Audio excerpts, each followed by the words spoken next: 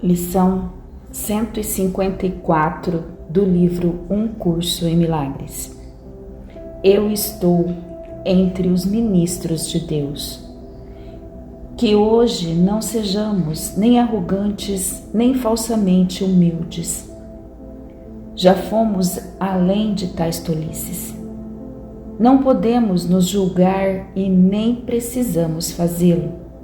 Essas são apenas tentativas de evitar a decisão e adiar o comprometimento com a nossa função. A nossa parte não é julgar o nosso valor. Nem podemos saber qual é o melhor papel para nós. O que podemos fazer dentro de um plano maior, nós não podemos ver inteiramente. O nosso papel é definido no céu, não no inferno. E o que pensamos ser fraqueza pode ser força. O que acreditamos ser a nossa força, frequentemente, é arrogância. Qualquer que seja o papel que te foi designado, foi selecionado pela voz por Deus, cuja função é a de falar por ti também.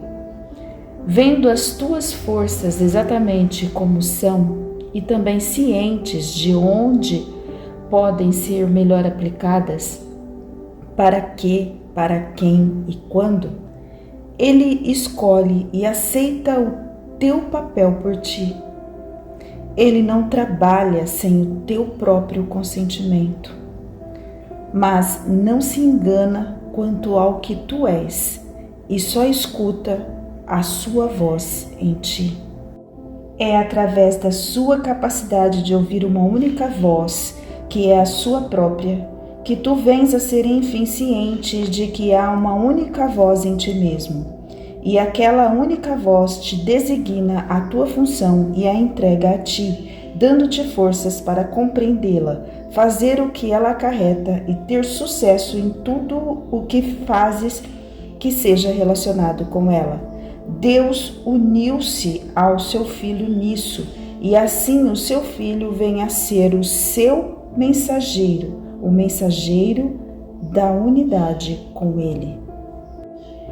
É essa união do Pai e do Filho, através da voz por Deus, que coloca a salvação à parte do mundo.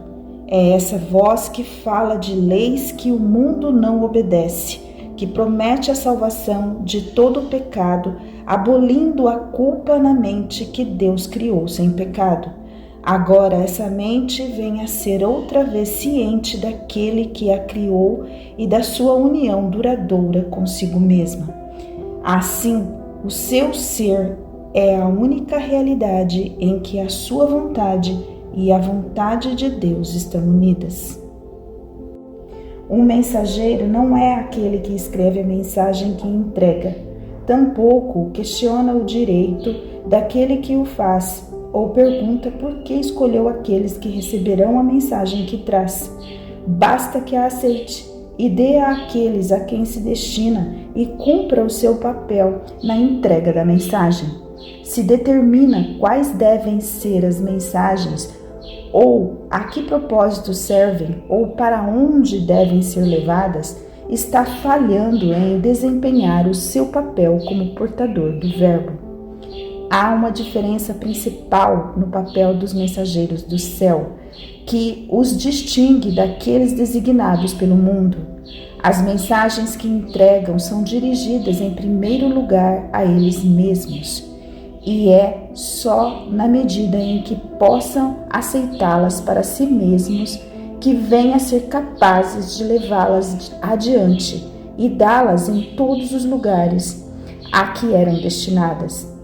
Como os mensageiros terrestres, eles não escreveram as mensagens que trazem consigo, mas vêm a ser os seus primeiros destinatários no sentido mais verdadeiro, recebendo a fim de prepararem-se para dar. Um mensageiro terrestre cumpre o seu papel dando todas as suas mensagens. Os mensageiros de Deus desempenham o seu papel com a própria aceitação das suas mensagens para si mesmos e mostram que as compreendem, dando-as aos outros.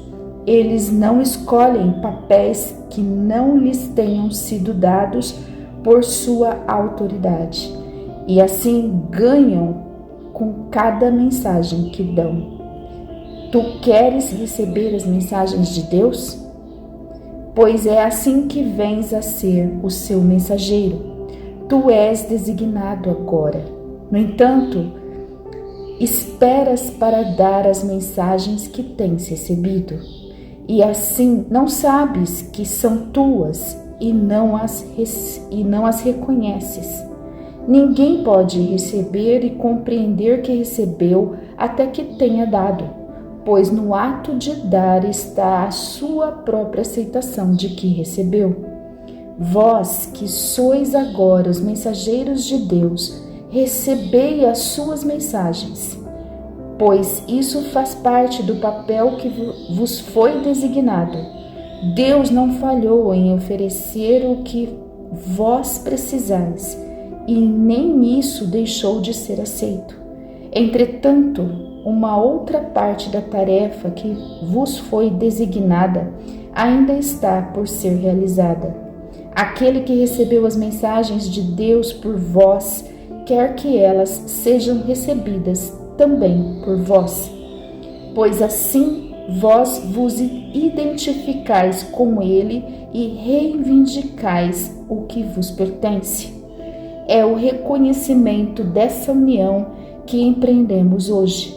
Não buscaremos manter as nossas mentes à parte daquele que fala por nós, pois é apenas a nossa voz que ouvimos ao prestarmos atenção a Ele. Só Ele pode falar a nós e por nós, unindo em uma única voz o ato de receber e dar o verbo de Deus, o dar e o receber a sua vontade. Praticamos dar a Ele o que Ele quer ter, para que possamos reconhecer as suas dádivas para nós. Ele precisa da nossa voz para que possa falar através de nós. Precisa de nossas mãos para portar as suas mensagens e levá-las àqueles que Ele designa. Precisa de nossos pés para nos trazer para onde é sua vontade que estejamos, para que aqueles que esperam na miséria possam enfim ser libertados. E Ele precisa das nossas vontades unidas à sua, para que possamos ser os verdadeiros receptores das dádivas que Ele nos dá. Aprendamos hoje apenas esta lição.